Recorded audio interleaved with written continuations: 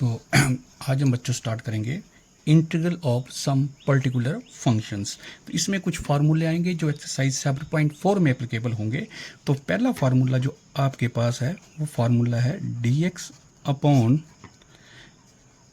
X square minus A square which is equal to 1 upon 2a log x minus A upon X plus A plus C. फॉर्मूले आप ढंग से करेंगे, समझेंगे, तभी आप क्वेश्चंस कर पाएंगे, अदरवाइज जो क्वेश्चंस है वो नहीं हो पाएंगे। सेकंड फार्मूला जो इस एक्सरसाइज में है वो है dx अपॉन, अब ए स्क्र पहले आ जाएगा, A square minus x square that is equal to 1 upon 2a log A plus X upon A minus x plus सी। फिर तीसरा फार्मूला आ जाएगा प्लस में एक्स स्क्र प्लस ए स्क्र, और आपको पता है प्लस में आगे पीछे टर्म्स लिखने से कोई फ़र्क नहीं पड़ता है, तो इसको हम ऐसे भी लिख सकते हैं। दोनों केसेस में फार्मूला होगा 1 upon a tan inverse x upon a plus c. ये आपने इनवर्स ट्रिग्नोमेट्री और डिफरेंशिएशन में आपने सुना है कि जब भी आप एक्स स्क्र प्लस ए स्क्र होता है तो हम पुट करते हैं x is equal to a tan theta और ए कॉट थीटा, वो फार्मूला वहाँ से आया। अब अगला फार्मूला जो आपके पास है, यही फार्मूले आएंगे, लेकिन होगा क्या, इनके साथ लग जाएगा अंडर रूट। देखिए जैसे पहला फार्मूला आपके पास था एक्स स्क्र माइनस ए स्क्र, तो अब फार्मूला बनेगा dx upon root x square minus ए स्क्र। जब भी रूट लग जाता है तो ये जो बाहर वैल्यू आ रही थी 1 अपॉन 2a 1 अपॉन 2a ये 1a ये नहीं आएंगी। अब सीधा यहाँ पे आ जाएगा introduction of log x plus under root x square plus A square plus सी। फिर नेक्स्ट फार्मूला, अब ये जो फार्मूला आपने पढ़ा क्वेश्चन नंबर 2, फार्मूला नंबर 2 वही फार्मूला रूट के साथ आ जाएगा। तो आपको पता है कि जब भी एक्स स्क्र नेगेटिव होता है तो हमारे पास इंट्रोडक्शन हो जाती है किस चीज़ की, साइन इनवर्स की। तो हमारे पास जो फार्मूला बनेगा वो बन जाएगा साइन इनवर्स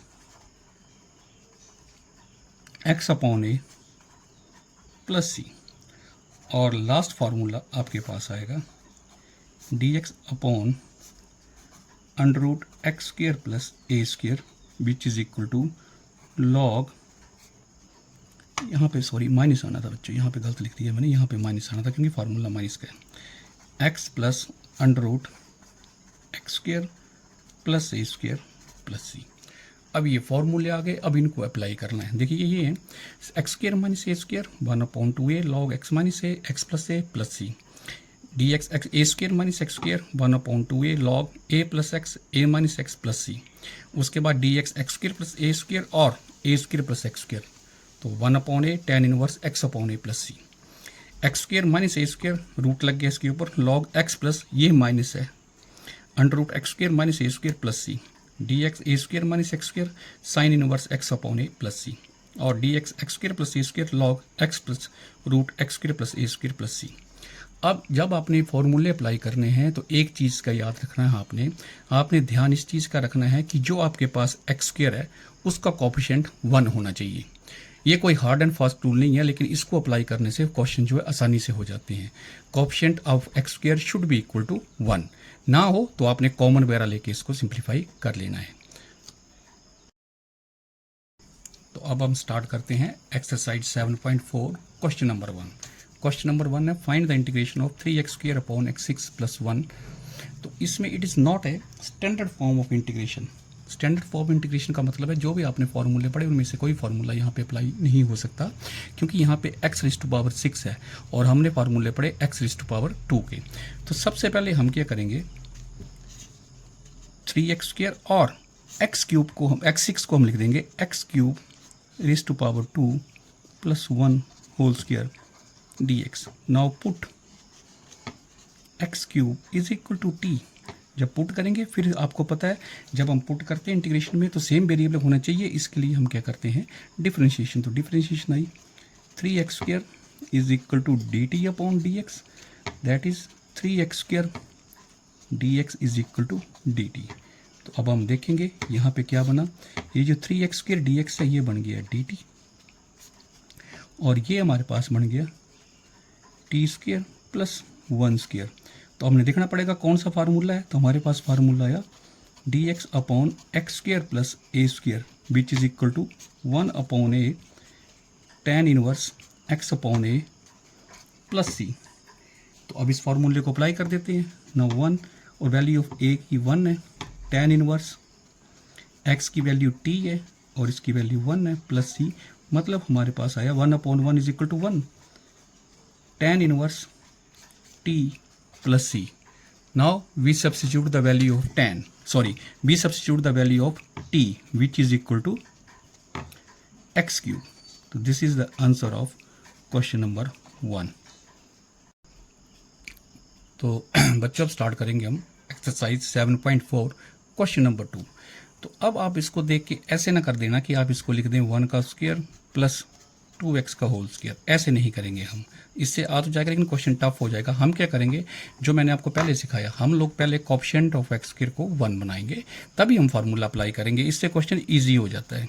तो हम क्या करेंगे, यहाँ पे देखेंगे कि सबसे पहले यहाँ पे एक्स स्क्वायर के साथ 4 है, 4 को कॉमन ले लिया, और अब यहाँ 1 के साथ 4 नहीं है तो ये कहाँ आएगा, डिनोमिनेटर में, प्लस एक्स स्क्वायर। अब इसके बाद आपको पता है जो 4 है 4 का रूट 2 होता है, तो ये 1/2 हो गया dx, और 1/4 को लिख दिया हमने 1/2 होल स्क्वायर, क्योंकि स्क्वायर बनाना है। Is it clear.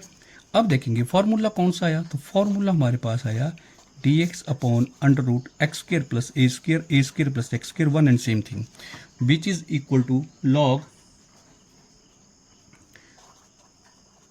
X plus under root x square plus a square plus c. ये फार्मूले आपको पहले बता दिए मैंने इंट्रोडक्शन में, तो उसमें से आपको पता लग जाएगा कौन सा फार्मूला कहाँ अप्लाई होना है। अब हम वैल्यू सब्स्टिट्यूट कर देते हैं, तो यहाँ पे तो आ गया 1/2, ओके, यहाँ आ गया लॉग एक्स की जगह एक्स आ गया, और अंडर रूट एक्स स्क्वायर, ये आ गया एक्स स्क्वायर प्लस 1/4 का होल स्क्वायर, सॉरी 1/2 का होल स्क्वायर प्लस सी। तो अब ये बन गया 1/2 log x plus under root, देखिए 1/4 का आपके पास जो होल स्क्वायर आया वो आया, सॉरी 1/2 का होल स्क्वायर बन गया 1/4, तो ये बन गया x square plus 1/4 plus c. अब मैंने क्या करना, यहाँ पे एलसीएम ले लिया, तो बन गया 4x स्क्वायर प्लस 1/2 अपॉन 2 कैसे आया, 4 का अंडर रूट। तो अब हमारे पास वैल्यू आ गई 1/2 लॉग 2x प्लस, ये एलसीएम ले लिया, under root 4x square plus 1/2 plus c. ये पिछले पेज पे हमारे पास ये वैल्यू आई थी, आपको समझाने के लिए मैंने वैल्यू दोबारा से लिख दी है। अब बच्चों अब ऐसा होगा कि आप लोगों ने एक जब लॉग पढ़ते तो आपने पढ़ा है कि log m/n is equal to log m minus log n। तो इसको हम अप्लाई कर देंगे अब 1/2 log 2x plus root 4x square plus 1 minus ये 1/2 वैसे ही आ जाएगा साथ में 1/2 लॉग, और ये m/n, तो ये बन गया log 2 प्लस सी। अब ये भी कांस्टेंट है, इसमें भी कोई वेरिएबल नहीं है, तो ये भी कांस्टेंट हुआ, तो इसको हम एक नए कांस्टेंट c से रिप्लेस कर देंगे, और ये हमारा क्वेश्चन नंबर 2 जो है वो सॉल्व हो गया। Plus c where c is equal to -1/2 log 2 plus c. तो this is the answer of question number 2 exercise 7.4। तो अब हम लोग स्टार्ट करते हैं 7.4 क्वेश्चन नंबर 3। तो क्वेश्चन है find the integration of dx upon root 2 minus x square plus 1। तो ये पहले स्टैंडर्ड फॉर्म में है, तो आपने ऐसा नहीं करना कि यहाँ पे ब्रैकेट सॉल्व कर दी इसको खोल दी, नहीं, ये आपके पास पहले स्टैंडर्ड फॉर्म में है। किस फॉर्म में, पहले हम फार्मूला लिख देते हैं। फार्मूला आपके पास है, इस सारे को आप x मान लो, और 1 का स्क्वायर 1 होता है, तो इसको ए स्क्वायर। फार्मूला क्या होता है अब इसका, log x plus under root x square plus a square plus c. अब इसको हम अप्लाई करते हैं, तो देखिए हमारे पास कितना बन गया, लॉग एक्स की जगह कितना है 2 माइनस एक्स, यहाँ पे आप इसका होल स्क्वायर लिख लो, plus under root 2 minus x का whole square plus 1 square plus c square है प्लस सी। अब देखिए हम लोगों ने ये चीज़ पढ़ी है कि जब भी हम इंटीग्रेशन करते हैं तो जो आपके पास x का कोफिशिएंट आता है वो डिनोमिनेटर में आता है। तो यहाँ पे x का कोफिशिएंट कितना है -1, तो नीचे आएगा -1 जो माइनस यहाँ आ गया। Is it clear? ये चीज़ आपको समझ में आनी चाहिए। अब आगे इसको हम अरेंज करके लिख देंगे। अब हमने ये चीज़ और पढ़ी है, हमने एक फार्मूला और पढ़ा है, वो क्या है, वो फार्मूला है log m raise to power n is equal to n log m।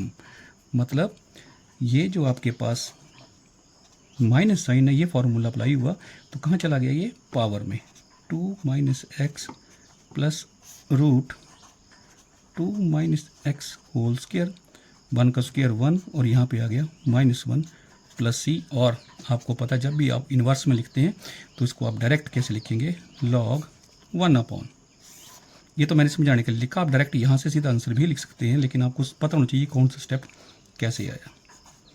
तो ये हमारा क्वेश्चन नंबर 3 भी सॉल्व हो गया। तो अब हम स्टार्ट करते हैं क्वेश्चन नंबर 5। क्वेश्चन नंबर 5 के आपके पास वैल्यू है 9 माइनस 25 एक्स स्क्वायर।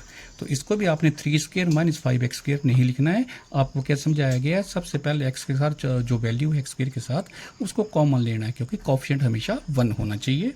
तो हम यहाँ पे देखते हैं कि हमारे पास क्या चीज़ कॉमन आएगी। इसमें कॉमन आएगा हमारे पास 25, ये देखिए रूट के अंदर आ गया 25, और ये 9 के साथ 25 नहीं है तो डिनोमिनेटर में आ गया, -25 बाहर आ गया तो 1 बचा और यहाँ बच गया एक्स स्क्वायर।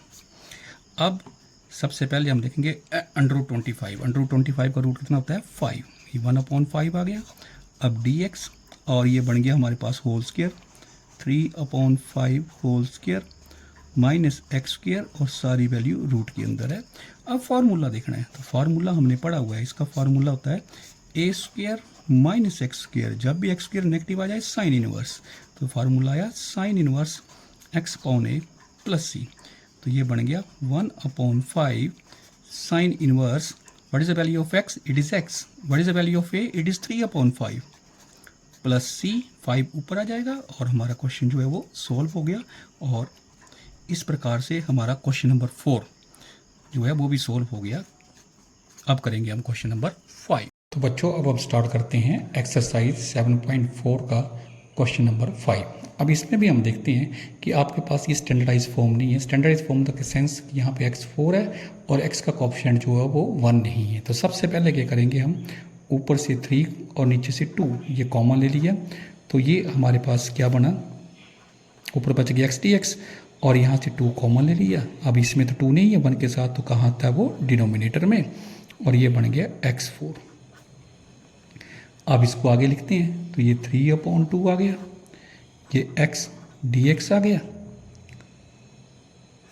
तो ये मैंने बाहर पहले निकाल लिया, इसको काहे को लिखना है इधर, ये बाहर आ गया, तो यहाँ पे आ गया।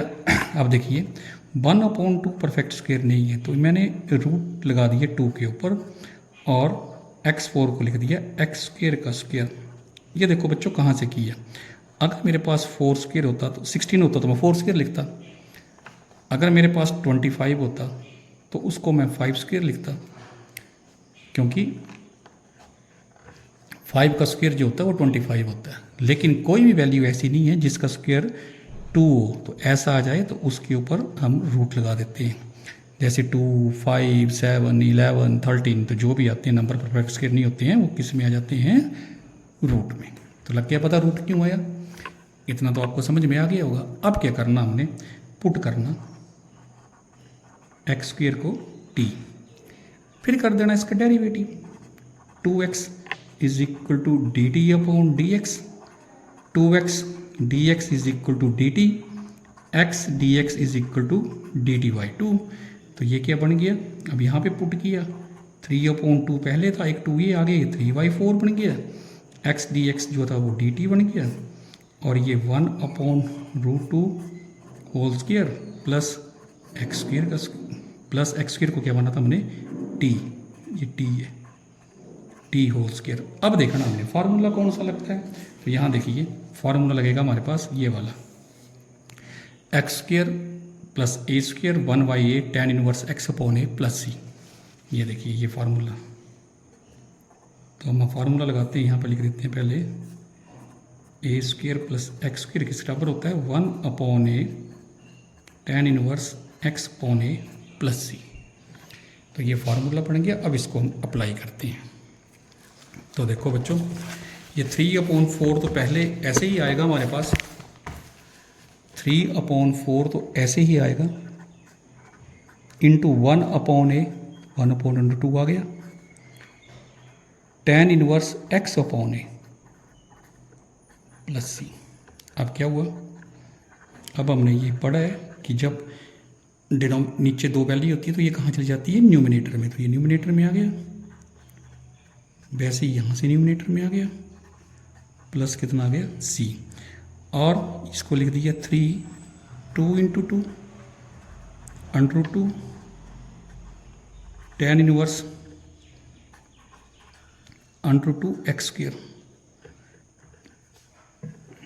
क्योंकि यहाँ पे टी आना था और टी की वैल्यू हमारे पास कितनी है एक्स स्क्वायर प्लस सी, और ये क्या हो गया कैंसिल हो गया, तो कितना आया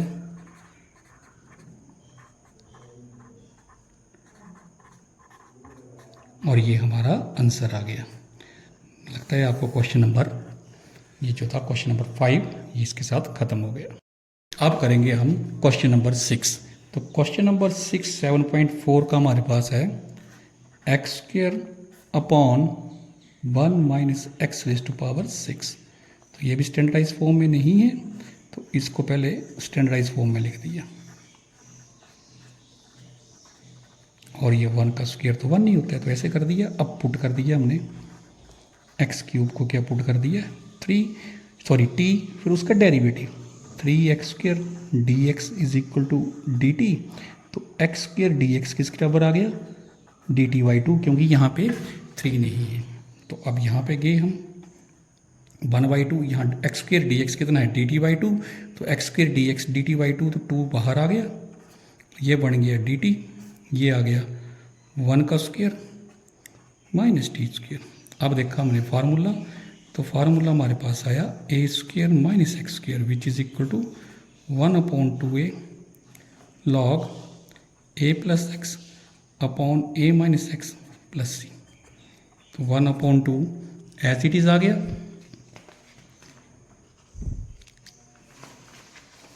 वन अपॉन टू नहीं, यहाँ पे 3 आना था, ये गलत लिख दिया मैंने, 3 आना था यहाँ पे 3। तो ये 1/2 और यहाँ पे 1/3 कहाँ से आ गया, ये जो हमारे पास बाहर बचा हुआ था, और 1/2 a की वैल्यू 1 है, तो 1/2 log a की जगह कितना है 1 प्लस x की जगह कितना मेरे पास t upon 1 - t plus c। तो ये बन गया 1/6 log 1 + x² upon 1 - x² plus c। तो ये हमारा क्वेश्चन नंबर 6 भी हो गया।